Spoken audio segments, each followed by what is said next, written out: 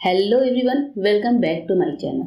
तो दोस्तों, लेकर हाजिर हूँ बहुत ही ऑसम से वीडियो जो आपको बहुत ज़्यादा पसंद आने वाली है।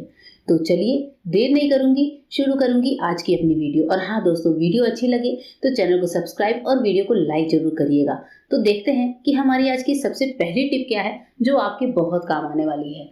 अब यहाँ पर जो पहली टिप है उसके लिए मैंने लिया है एक छोटा सा बोल, और इस बोल में सबसे पहले जो चीज़ मैं डाल रही हूँ वो है कॉर्न स्टार्च, यानी कि कॉर्न फ्लोर, जो जिसको हम सब यूज़ करते हैं, चाइनीज़ खाने में मोस्टली यूज़ करते हैं, हम सभी के पास घर में होता है। तो मैंने यहाँ पर थोड़ा सा कॉर्न फ्लोर ले लिया। अगर कॉर्न फ्लोर भी नहीं है तो आप थोड़ा सा अरारोट का पाउडर ले सकते हैं। अब इसके बाद से जो दूसरी चीज़ मैं ले रही हूँ वो है बेकिंग सोडा, यानी कि खाने वाला सोडा। दोनों चीज़ों को इस बोल में डाल दिया है। और हाँ, जितना मैंने कॉर्नफ्लोर लिया था, जैसे मैंने 1 टीस्पून कॉर्नफ्लोर लिया था तो हाफ टी स्पून मैंने बेकिंग सोडा लिया है। तीसरी चीज़ मैं ले रही हूँ शुगर, जो कि है 1 टीस्पून। तो जितना हमारा कॉर्नफ्लोर है उतना ही हम यहाँ पर शुगर ऐड करेंगे। तीनों चीज़ों को अच्छे से मिला लीजिए। इनमें कुछ भी नहीं डालना, सिर्फ इसको ड्राई ही रखना है। अब इसके बाद आपको लेना है एक लाल टमाटर। टमाटर पका हुआ लीजिएगा, जो एकदम बढ़िया से पका हुआ हो और अपनी पूरी खुशबू के साथ हो, यानी कि बहुत अच्छे से हो, इसमें बीज वगैरह पल्प वगैरह बहुत अच्छे से हो। अब यहाँ पर हम टमाटर को क्या करेंगे, स्लाइसेस में कट कर लेंगे। आगे और पीछे वाले जो स्लाइस हैं उनको मैं निकाल कर हटा देती हूँ, और जो हमारे पास इस तरह से थोड़े बड़े बड़े स्लाइसेस हैं उनको हम इस तरह से बिछा लेते हैं। अब यहाँ पर हमने जो पाउडर तैयार किया है इसमें 3 चीज़ें ऐड करी हैं, जो कॉर्नफ्लोर है और सोडा और चीनी। तीनों ही चीज़ें ऐसी हैं दोस्तों जो कॉकरोचेस और चूहों को बहुत ज़्यादा अट्रैक्ट करती हैं। शुगर की वजह से जो कॉकरोच हैं, चूहे हैं, वो इसके पास आएंगे। सोडा है, सोडा ऐसी चीज़ है, बेकिंग सोडा अगर कोई जानवर खा ले तो उसको अंदर दिक्कत होती है, इंटरनली उसको दिक्कत शुरू हो जाती है, उसका गला सूखने लगता है और काफ़ी ज़्यादा प्रॉब्लम होने लगती है। इसलिए मैंने यहाँ पर सोडे का इस्तेमाल किया है। टमाटर की खुशबू भी चूहों को बहुत अट्रैक्ट करती है। आपको पता है कि टमाटर चूहे बहुत खाते हैं, कॉकरोचेस भी इनसे फ्रेश सब्जियों के पास बहुत आते हैं। तो इस तरह से इन तीनों चीज़ों को मिलाने के पीछे मेरे पास बहुत ज़्यादा रीज़न थे। अब इसके बाद से जहाँ पर आपके घर में कॉकरोच आते हैं, जैसे मेरे गैस कुकटॉप के नीचे कॉकरोच आते हैं रात में, तो यहाँ पर भी एक स्लाइस मैं रख देती हूँ। इससे क्या होगा, जो कॉकरोच वगैरह आने की समस्या है किचन के स्लैब पर, वो नहीं आएंगे। और अगर आए भी तो इसकी जो सोडा वगैरह ऐड है उस वजह से इनको काफ़ी ज़्यादा नुकसान होता है। और एक जगह है जहाँ पर मेरे ये मॉड्यूलर किचन में नीचे चूहे बैठते हैं आकर, मुझे पता है कि जगह पर चूहे बैठते हैं, तो मैं यहाँ पर टमाटर की एक स्लाइस इस मॉड्यूलर के नीचे डाल देती हूँ, जिससे चूहे जो है यहाँ से हटना शुरू हो जाए। अब इसके बाद से हमारे घर में नाली होती है जहाँ पर पानी जाता है, या फिर पानी काफ़ी टाइम से बहा नहीं है, उस नाली से भी कॉकरोच वगैरह आते हैं। तो ऐसे ही एक नाली पर मैं एक स्लाइस रख देती हूँ। हमारा ये जो ऑर्गेनाइजर होता है किचन कैबिनेट का, इसमें भी नमी की वजह से कॉकरोचेस बहुत ज़्यादा लगते हैं। तो यहाँ रखने के लिए मैंने एक छोटी सी कटोरी ली है, जिस पर मैं एक स्लाइस इस तरह से डालकर रख दूंगी, जिसकी वजह से कॉकरोच जो हैं वो नहीं लगेंगे। तो इस तरह से उन सभी जगहों पर, उन सभी पॉसिबल प्लेसेस पर आप इस स्लाइस को रख दीजिए जहाँ पर कॉकरोच या फिर चूहे आते हैं। इससे जो है कॉकरोच चूहे आपके घर में बिल्कुल भी नहीं आएंगे। होप करती हूँ टिप आपको पसंद आई होगी। चलिए बढ़ते हैं नेक्स्ट टिप की तरफ। नेक्स्ट टिप में मैं यहाँ पर दिखा रही हूँ आपको मनी प्लांट का पौधा। आपके घर में कोई सा भी प्लांट हो, आप ये टिप उस पौधे पर ट्राई कर सकते हैं। क्योंकि मेरे पास अभी शूट करते टाइम मनी प्लांट का पौधा था, तो मैंने सोचा कि इसको ही इस टिप के साथ आपके साथ शेयर करती हूँ। सबसे पहले हमें क्या करना है, जो हमारा पौधा है उसमें से जो पीली पत्तियां हैं उसको छांट कर अलग कर लीजिए। क्योंकि कोई भी पौधा है अगर उसमें पीली पत्तियां हैं या फिर उसका कोई पार्ट कहीं से सूख रहा है तो उसको काट कर हटाना बहुत ज़रूरी होता है, नहीं तो वो अपने साथ साथ बाकी पौधे को भी पीला कर देता है। अब इसके बाद से हमारे पास घर में होती हैं एक्सपायरी दवाइयाँ। तो जैसे मेरे पास भी ये छोटी सी टेबलेट पड़ी थी किसी चीज़ की, अब किस बीमारी के हैं मुझे पता नहीं, तो ये एक्सपायरी हो गई है। इसकी एक टेबलेट लेंगे, और चूंकि मनी प्लांट है, चूंकि ये पानी में है, तो हम टेबलेट को ऐसे ही डालेंगे। अगर आपने जिस प्लांट में आपको यूज़ करना है वो मिट्टी में है, तो आप उस मिट्टी में इस टेबलेट को पाउडर बनाकर भी डाल सकते हैं। क्योंकि पानी है तो मैंने साबुत ही डाल दिया। अभी मुझे ये टेबलेट दिख नहीं रहा है और नीचे बैठ गया है ये पानी में, तो यहाँ पर जो है ये जो दवाई है ये हमारे मनी प्लांट के पौधे के लिए एक तरह से यूरिया का काम करता है।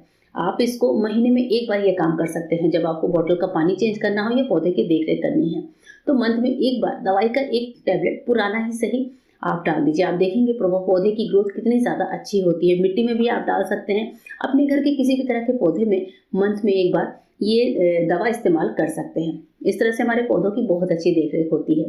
नेक्स्ट टिप है अदरक को लेकर। आजकल के मौसम में अदरक काफ़ी ज़्यादा महंगी आ रही है। अभी गर्मियों में अदरक को जब कभी आप सस्ते में पा जाएं, एक साथ ले आएँ, तो इस टिप के साथ स्टोर करें, आपकी अदरक महीनों दिन तक खराब नहीं होगी। यहाँ पर जैसे मैंने छोटे छोटे अदरक मंगाए थे, मुझे सस्ती मिल गई थी तो मैंने 1 किलो एक साथ ही मंगा लिया है। अब मैं इसको क्या करूँगी, सबसे पहले मैं जो करती हूँ काम वो आपको बताती हूँ।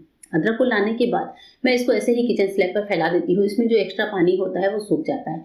जब ये अच्छे से सूख जाए, इसमें कोई भी नमी ना रहे, तब आप ले लीजिए एक जिपलॉक बैग और इस जिपलॉक के बैग में हमें सारी अदरक को डालकर रखना है। लेकिन उस जिपलॉक में साथ साथ एक काम और करना है। जैसे मैंने सारी अदरक को एक जिपलॉक में डाला है, इसके बाद चलिए देखते हैं कि हम क्या करते हैं। तो अब इसके बाद मैंने लिया है एक छोटा सा टिश्यू पेपर। इस टिश्यू पेपर में हम थोड़ा सा नमक लेंगे, तो लगभग आधा चम्मच मैंने खाने वाला नमक भर के ले लिया है। इस टिश्यू पेपर की एक छोटी सी पोटली बनाइए जिससे ये खुले नहीं। तो मैं क्या करूँगी, इस पोटली के मुंह पर छोटा सा एक रबर बैंड लगा देती हूँ। आप कैसे भी इसको बांध सकते हैं और बस ये हमारा हो गया एक बढ़िया सा दवाई तैयार। अब इसको हमें रखना है अदरक के साथ। जिस जिपलॉक के बैग में मैंने अदरक रखा है उसी में बीच में मैं इस पोटली को भी डाल दूंगी। इससे हमारी अदरक में किसी तरह की नमी नहीं लगेगी और नमक जो है वो एक्स्ट्रा जो नमी है उसको एब्जॉर्ब करेगा। जिपलॉक को अच्छे से बंद कर दीजिए और इस पॉलिथीन की थैली को फ्रिज में स्टोर करके रख दीजिए। आपका अदरक जो है ये महीनों दिन तक खराब नहीं होता है। चलिए देखते हैं आज की एक और यूजफुल टिप। हमारी जो नेक्स्ट टिप है वो आटे को लेकर है। कभी कभी ऐसा होता है हमने आटा काले किया, लेकिन गर्मियों की छुट्टियों में हमें कहीं जाना होता है, 15-20 दिन के लिए, महीने भर के लिए हमें जाना है। अब हम इस आटे का क्या करें, क्योंकि जब तक हम लौटेंगे दोस्तों तब तक हमारा ये आटा खराब हो चुका होता है। या तो इसमें घुन पड़ेगा या फिर आप देखेंगे इसमें छोटी छोटी इल्लियाँ वगैरह लग जाती हैं। चाहे बारिश का महीना हो चाहे गर्मी का, आटे से संबंधित ये समस्या आती ही आती है। और स्पेशली तब जब हम बाजार का आटा यूज़ करते हैं, क्योंकि ये पता नहीं होता है कि आटे को पीसने के लिए गेहूं को कितना सुखाया गया है। ऐसे टाइम पर आपको एक बहुत अच्छा सा उपाय करना है। जब भी आप कहीं बाहर जा रहे हो, आटे को 20 दिन के लिए स्टोर करना हो, तो आप थोड़ा सा हींग ले लीजिए। इस तरह से एक खुली कटोरी में हींग लगभग 1 चम्मच होना चाहिए और हींग में होती है बढ़िया सी खुशबू। इस हींग को आपको क्या करना है, आटे के बीचों बीच में इस तरीके से रख देना है। ध्यान रखना है कि मिक्स नहीं करना है आटे में, बस कटोरी को रखना है। उसके बाद से आप इस आटे में के ड्रम को ढक्कन लगा दीजिए।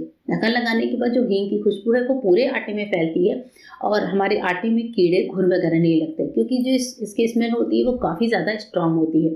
तो इस वजह से घुन जो है हमारे आटे में नहीं आते, ना ही चींटियाँ वगैरह लगती हैं। कि टिप कैसी लगी जरूर बताइएगा। आइए देखते हैं एक और टिप। आजकल गर्मी के दिन हैं, जब भी हम कोई अपना फ्लावर वगैरह लेकर आते हैं मार्केट से, कभी हमें किसी ने बुके वगैरह गिफ्ट किया हुआ होता है, तब ऐसे टाइम पर क्या होता है कि जो हमारा बुके है या फिर जो हमारा फ्रेश फ्लावर है, कभी कभी हम अपने गार्डन से तोड़ते हैं, वो बहुत जल्दी सूखने लगता है। तो इसके लिए आप ले लीजिए ठंडा पानी और इस ठंडे पानी में जो हमारा ब्लीच होता है, जो लिक्विड ब्लीच होता है, वैसा हमारे घर में सभी के पास होता है, फैब्रिक वाइटनर होता है, उसको थोड़ा सा डाल दीजिए 1 बूंद और इसके बाद से जो फूल की डंडियां हैं इस पानी में डिप कर दीजिए। अब इस पॉट को आप कहीं पर भी रखिए। हमारे जो ये फ्रेश फ्लावर हैं ये कम से कम हफ्ते 10 दिन तक खराब नहीं होंगे। आप ये काम 4-5 दिनों में एक बार पानी चेंज करने का करिए, सेम प्रोसेस से, फिर आप देखेंगे कि ये जो आपके फ्लावर हैं कितने ज़्यादा दिनों तक सुरक्षित रहते हैं। एक और टिप है कैसरोल को लेकर। कैसरोल जो होता है, हम इसमें रोटियां रखते हैं, लगातार रखते जाते हैं, पर कई बार ऐसा होता है कि कुछ दिनों के इस्तेमाल के बाद कैसरोल से आती है एक अजीब सी स्मेल जो इसमें अंदर भरी हुई होती है। और रोटियां जब हम रखते हैं तो उन रोटियों से भी इसके अंदर से स्मेल आती है। ऐसे टाइम पर क्या करें, कितना भी आप इसको डिटर्जेंट से साफ करते हैं वो स्मेल निकलती ही नहीं है। ऐसे टाइम पर आपको एक छोटा सा काम करना है, लेना है माचिस की एक तीली और जलती हुई माचिस को कैसरोल के अंदर डाल दीजिए। माचिस की जो स्मेल होती है दोस्तों वो काफ़ी ज़्यादा तेज होती है, मतलब जो इसका धुआं होता है माचिस से, क्योंकि इस माचिस के ऊपर होता है पोटेशियम परमैंगनेट, जिसकी वजह से ये बहुत अलग सी स्मेल देता है। इसके बाद से ढक्कन लगा दीजिए। माचिस की तीली तो बंद हो जाएगी, लेकिन जो उससे निकलता हुआ धुआं है वो हमारे कैसरोल को बहुत ही अच्छे से अलग फ्लेवर से भर देगा। इसके बाद से कैसरोल को वॉश करके आप यूज़ कर सकते हैं। होप करती हूँ ये टिप भी आपको पसंद आई होगी। तो दोस्तों मिलते हैं मेरे नए वीडियो में, तब तक के लिए गुड बाय, थैंक यू।